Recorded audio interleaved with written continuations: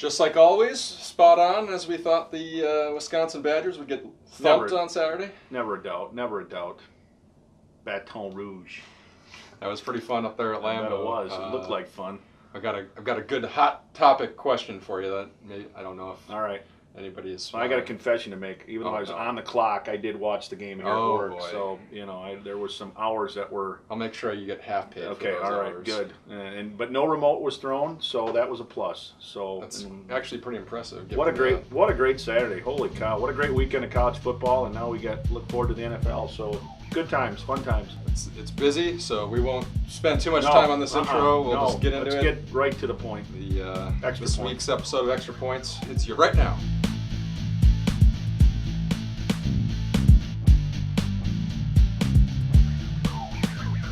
What's up, everybody? Welcome back to Extra Points. John Barry to my left. I'm Eric Schmoldt. We're back with our weekly Extra Points show where we talk all things local, state sports.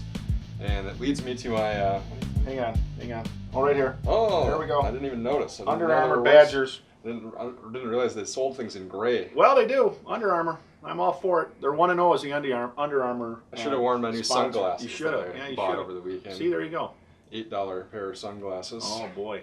My hot button question. A lot of people talking about where the Badgers will be ranked, and I think they were 15th in the AP poll. Coaches were 16th. Yep. Maybe it's about right. I don't know.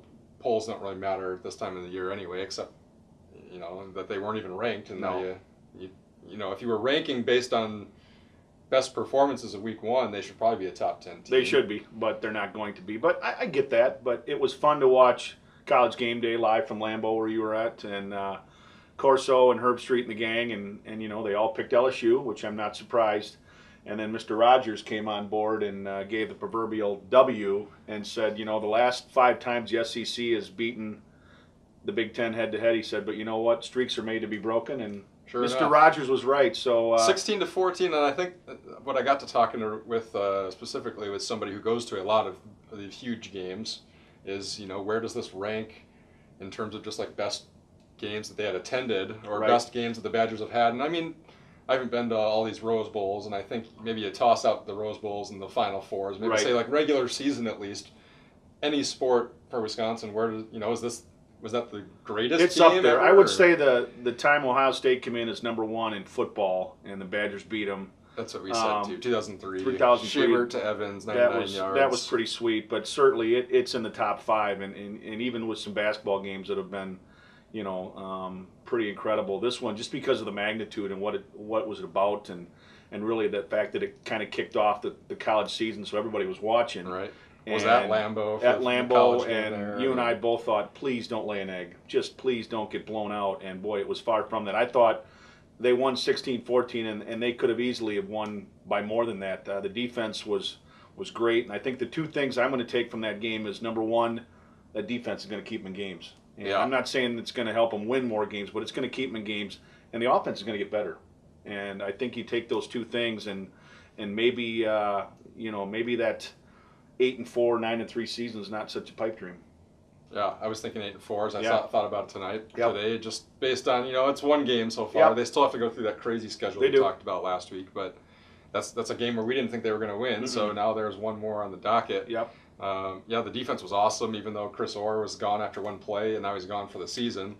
But they hope to get Edwards back, which is kind of tit for tat, so to speak. You get one back and you lose the other one. And really, the offense moved the ball fairly well. They had the interception in the end zone. I wasn't obviously all that impressed by Houston's decision making necessarily at times, but they moved the ball fairly well on a team that many thought would have a pretty good defense. And I think you got to see a little bit of why Vince Beagle's going to play on Sunday afternoon, so I don't think there's any question about that. He is legit. He reminds me so much of Chris Borland. He's just he's a playmaker. He's around the ball, and he just gets that defense fired up. And linebacker-wise, they played great. The defense was phenomenal. Yeah. Connolly was great. Connolly came in as a walk-on kid that just played his tail off.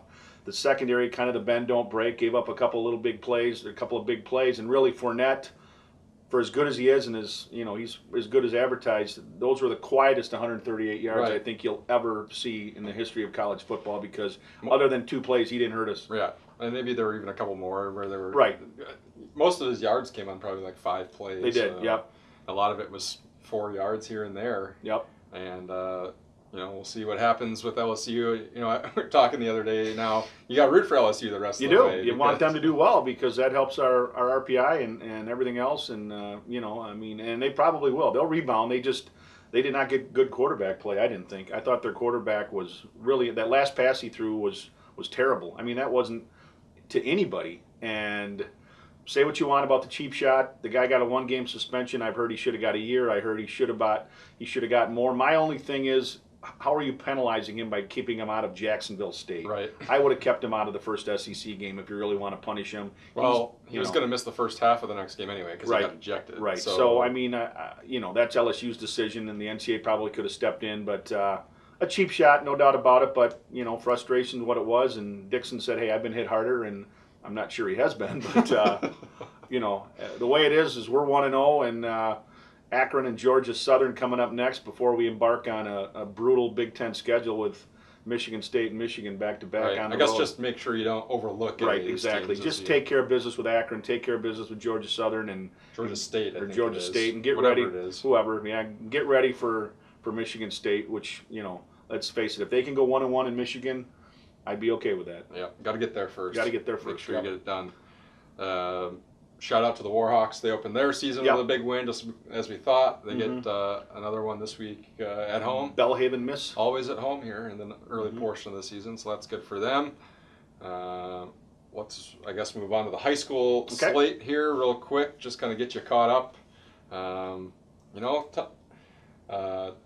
45-6 was the score of choice here in Janesville last week. Parker won 45-6. Craig lost 45-6, and now they're both 1-2 heading into games against teams that look like they're probably in the top 2 or 3 teams in the Big 8. So it's going to be a tough week for It's going to be a tough week, and 1 and 3 could be staring at both of them, but you never know. I mean, I think when you look back to last week, I got a chance to see Parker play, and again, no disrespect to East, but just a very porous defense that is not capable of stopping probably even an inter-squad game with stopping them. Parker kind of did what they wanted. Coach Krieger was able to empty his bench, get everybody on the field. Seamus Murphy with a great late game run to get his name in the scorebook. And then I think for the Cougars, you got a chance to see him play. I talked to Ben McCormick at length, and he said, really defensively, I was proud of our effort. We only gave up 2 drives that really were sustained. He said the rest of them were just mistakes that we made and turnovers and special teams errors. And he knows this week with Middleton coming in, he said the Cougars are banged up, especially on the offensive line where they don't have a lot of depth to begin with. So, I mean, you may see a little bit of cat and mouse with Craig this week and just try to, control clock as much as possible and, get ready for the big showdown with Parker because Craig's season really starts next week against Parker. I mean, this week, obviously, it's a big game, but Ben knows that it's a tall task against Middleton, and if Craig's 1 and 3, they basically have played the 2 best teams, being Sun Prairie and Middleton. He feels like, and that leaves 5 games where you think you got a chance to maybe win 4 of them and make yourself playoff eligible. And you have to, and really probably looking at 1 and 3 versus 1 and 3 next week. Probably, yep. We'll see if one of these teams can pull off an upset. Right. In the Rock Valley. What's going on in the Rock? What could you explain that to me? Pretty awesome. East Troy's 3-0. Are you kidding me? Yeah, the only 3-0 team, and that's crazy. They go to Clinton this week, and if Clinton can win that, then there's just going to be a complete logjam. Utter chaos. Evansville, Albany, and everybody else. Jefferson. It just just when you think you kind of got things figured out, Broadhead Judah goes on the road. I talked to Jim Matthias. He said, 2 weeks ago when they lost at home badly to Clinton, he said we were still hungover from the Lightning game. He said we were still hungover from going back to Bigfoot on a Saturday, having a lead, losing it. He said our kids kind of slept on that and didn't really put it out of their heads. And he said we came out last week, we protected Matt Schmidt, which is what you got to do with an all-conference quarterback, and he made plays. And he said that was the Broadhead Judah that we thought we'd see all year. And like I say, they get another chance this week with Turner coming in, which is coming off a tough loss to Evansville, Albany. So, again, the Rock Valley, I think, is about to get even more mixed up than it already is. That's fun, though. It is. It's great. You like when things come down to the final couple weeks of the season. And there's parity. That's what I like. I don't think there's any doubt it's going to come down to it. And you and I both agree. I think Evansville, Albany is still the best team, but it's nice to see that parity and to know that 6, 7, 8 teams are all capable of at least making a playoff run. Well, and I like Clinton's spot here because if they can beat East Troy, now all of a sudden everybody basically is 3-1. 3-1, yeah. And they would already have faced East Troy, Evansville, Albany, Bigfoot, and Broadhead Judah. Right. That's, I mean, they would have run, if you can run that gauntlet. That's kind of murderer's row, yeah. Yeah, that's going to. And no disrespect to Whitewater and Edgerton and McFarland and those teams, because they're certainly capable of playing with teams, but right now it's been the haves and the haves. It has, and I think even if you look at the Edgerton team that's 0-3. 2 of those 3 losses came down to 1 possession games. So, I mean, it's other than Whitewater, which obviously is battling a numbers problem and battling some youth, I think most of the games here on out are going to be pretty competitive. Shout out to Mike Gregory, because I saw him for a brief moment at Lambeau after the game. He's a good egg. Just caught him on Mike's the street. One of my favorites. He's a good egg, yes. Yep.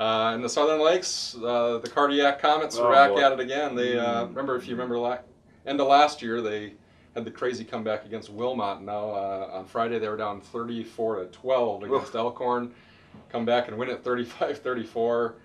Pretty amazing. That is it too early to name Jake Benzing our Player of the Year, or we got to wait? I think a third of the way is a little too early. We got to wait? All right, but no, certainly. That kid is dynamite. We've been talking about him all year. He just makes things happen, and a kid that doesn't need a lot of room to operate. When he has the ball in his hands, you know that they're a threat to score. And, unfortunately for Elkhorn, I think, Coach Lee probably thought our defense is a little better than that, and had a little late collapse, and it obviously cost him a game. But, you look at it, Waterford got beat. That was a team that I think most people thought would be the favorite there. Badger found a way to win. They're 3-0. Delavan at Union Grove this week's a big game. You got 2-1 Delavan or actually 1-0 in the conference, and Union Grove hasn't lost yet. So the Lakes is another conference that I think it's going to be 5-6 weeks before we really know what's going on there. Yeah. At least we got that started, so we can sort of see what goes down. And you got a shout out to Mike Gregory. I'd like to give a shout out to the Parkview Vikings for there you go. The first win in the Trailways Large, and a great win for them, because you just never know. It's the unknown, and they went in there with a team that was 2-0 coming in, and really Parkview handled them well and played well. So hats off to them, and they get their conference home opener this week against Montello. And then there's like 6 other schools that I think are part of that co-op. It's 3, but yeah. Three, Green Lake, I think. Yeah, something like that. But, great for them, because this is what it's about. It was getting the opportunity to play teams of your own size, and Parkview came through with a big win. So I think they have a decent chance to start 2-0. I think, and I hope so, because that's what they deserve, because they were the, so-called sisters of the poor for so many years because of their enrollment, and they're not there anymore. So a chance for them to get some interest and some longevity maybe back into that program, and it's been dwindling a little bit. Maybe if you start 2-0, you're in the driver's seat to make the playoffs, and that's something that Parkview hasn't done. So I think they've only done it one time, actually. Like I say, hats off to them, and I hope they keep it up.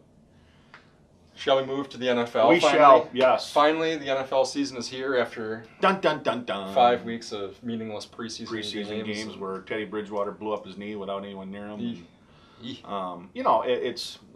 fun. I mean, you and I both do fantasy football, and it was fun to get those drafts out of the way, and you just look forward to the season. And for Packer fans, a lot to look forward to. For me as a Dolphin fan, probably not so much, but I mean, I know for you guys and for Packer fans, and not you especially, but it's a fun time in Wisconsin. You take the Wisconsin win and the start of the Packer season and their expectations, and it's a fun time of year. And I look at the NFL, and I look at, we talked about making predictions. I'm not sure in the AFC. I was just trying to go through teams in my head. I think Brady-less Patriots is going to be a struggle. The NFC, I like Seattle. I like Seattle to get there, and that doesn't mean Carolina or Arizona or Green Bay, for that matter, can't do it. But I like Seattle with maybe a healthy Jimmy Graham, and with what Russell Wilson's done. I'm going to go with the Seahawks to come out of the NFC. Wow. All right. I'm going to take the Saints. The Saints. I just think Breeze has one more run kind of left in him. Maybe this is it. He's got some playmakers around him, to be sure, and Give me some New Orleans. Did you get the Zika virus in Green Bay last weekend, or what happened? The Saints. Wow. I'm going on a limb. All right, the Saints. Okay, then. Why would I start trying to be right? I mean, at least be bold. Well, it is being bold. That's very bold because they were terrible last year. AFC, you can go first because I don't know yet. Well, I think each, like you said, every team has their what in the world's going to happen. The Broncos are the team, they just won, and they don't even have a quarterback who's never had a snap. No. You got the Steelers, who I think are always in it, and they've got Le'Veon Bell out for the first few weeks. I kind of like them, but I'm going to take the Patriots. All right. I think they survived those first 4 weeks without Brady, and he and Bill Belichick have been known at times to have a chip on their shoulder with these things. So maybe if they they go 2-2 those first 4 weeks, they'll be in good shape. Right. Brady coming back and Gronk and that defense. Probably would have been a safe pick for me as well, but I'm going to go out on a limb and go with the Bengals. I'm going to say the Bengals. What? Andy Dalton. I know. That's a worse limb than the Saints. At least Breeze has won at times in the playoffs. I got to look at everything else, though. I mean, Pittsburgh, like you said, they've got some deficiencies, and I don't like the Bills. I don't like the Jets. Then you go in the West with Oakland, no. San Diego, no. Kansas City, no. Can't buy them. So I guess I'll go with the Bengals. So I'll tell you what, I'll have Seattle beating over Cincinnati in the Super Bowl, and you've got. I'll take the Patriots over the Saints. All right, folks. If either one of those come true, then I will. Man, I'll do cartwheels. Folks aren't going to appreciate that neither of us have the Packers in there, but no. I would think we're both in agreement that they easily win the NFC North. At this point. Win that NFC North, and I think, to be honest with you, I think the downfall for the Packers is they've got to stay healthy. Right. And it starts with number 12 and Jordy. And Jordy, and we'll see what kind of year Eddie has as a bounce back year. But they've got some question marks, on the defensive side, and certainly, this whole Josh Sitton thing is taking on a story on its own because now he signs with the Bears, and the Packer locker room was very, I think very shaken up by that because he was a leader on that team and a guy that was there for 8 years, and now all of a sudden, not only is he gone, but he's playing with your rival, and we'll see if there's any fallback on that. But I like Green Bay, and if Green Bay does get to the Super Bowl, I wouldn't be surprised at all. Yeah, not at all. That would probably be they got the easiest road. That would be the safer pick than they the have Saints, the easiest probably. road, not only schedule-wise, but Should division-wise. What? You can go with Green Bay. Yeah, that's fine. No, I'll stick with it. No. I need to go out on some limbs. And I can't, because if I do and they don't make it, then too many people would come after me, because anytime you pick the Packers, they lose. So not picking Green Bay, not doing it, nope. People will be very surprised. They would be very surprised, yes. Is there any surprise? You got any other shockers? Not really. I just think it's. I think Andrew Luck comes back and has a big year. I think you could be right if their offensive line comes back, and I think Antonio Brown might have 2,000 yards receiving. I think the guy's a freak, and I just think they're going to throw to him a lot. Jaguars, my sleeper team. Blake Bortles, yep, I like them. And I think a team to keep an eye on is Houston. I think with Lamar Miller, Jadeveon Clowney is healthy. J.J. Watt's going to he's going to be active and start the season. So I think the Texans, again, comes down to quarterback play, but Lamar Miller I think was a big pickup for them because in that offense, he'll be a grinder. Again, take all these predictions and don't take them to Vegas. No, take them, just crumple up on a piece of paper and put it in a filing cabinet, and then we can tell you to pull it out if the we Bears actually win 6 games.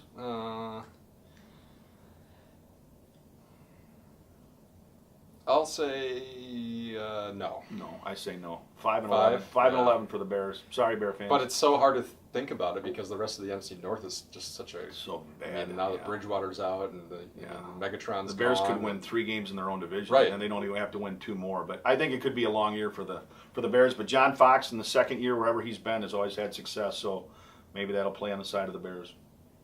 What about Ezekiel and the Cowboys? He's going to have to be a workhorse because I don't think Dak Prescott, you can rave about how he did in the preseason, but let's face it, it's preseason. It doesn't mean anything. So it's a tall task for him. He's got weapons with Des Bryant and certainly with Elliott, but... Broncos win their division? No, I don't think so. I think Kansas City does. I just think with that Osweiler, I don't buy it. I just think Their defense is going to be good, obviously, but I like Kansas City. What about your Dolphins? 8-8, 7-9, Playoffs? same old thing. No. Tannehill? No. Done? No. Nah, I think he will be. I don't think they'll re-sign him just because he hasn't shown anything yet. And Ndamukong Suh plays hard for one play and takes 4 off. So I mean, and Gacy, maybe he can, reinvent the wheel. I don't know, but right now, I'm not real high on the Dolphins. Arian Foster, he's probably 1 tackle away from going back on the IR. So Give me the Lions as a wild card. no, Yeah? not without It's gonna Kelvin. happen. Not without Kelvin. Matthew Stafford can't ever win the big game. So we'll see. They got All right. Jim Bob Cooter. They do have him, and they have who's a Levy, Doesn't DeAndre matter. Levy from Jim Bob Wisconsin. Cooter. He's That's all good. you need. 28 Wisconsin players in the NFL. That's pretty cool, including Pretty good. Alex Erickson. Yeah. Good for him. We'll see if he's active. Yep. But yeah, made the squad. Yep. Good for him. That'll about do it for this fantastic NFL preview. I'm Yes, sure it you was. haven't heard It anything is. better anywhere Way more else than you out get there. on ESPN, folks. Way more. Send us your predictions, sports@gazetteextra.com, or find us on Twitter. Leave us a comment on YouTube or gazetteextra.com. Let us know. Maybe you can let us know early predictions for the Monterey Rock battle next Yep, week. next week. Gonna be a Parker good and one. Craig. Gonna be a We'll good break one. that one down as Yep. next week when we're back here, and we'll see what happens with NFL Week 1. Maybe we'll come back and just change all our predictions one week. We into might, it. yes. Thanks for checking in with us, and thanks to Dave Vaughn for producing the show, Kevin McLeod for the music, and enjoy the first full weekend of every level of football being played. Yes. So it should be a good one. Go Bucky. We'll see you next week.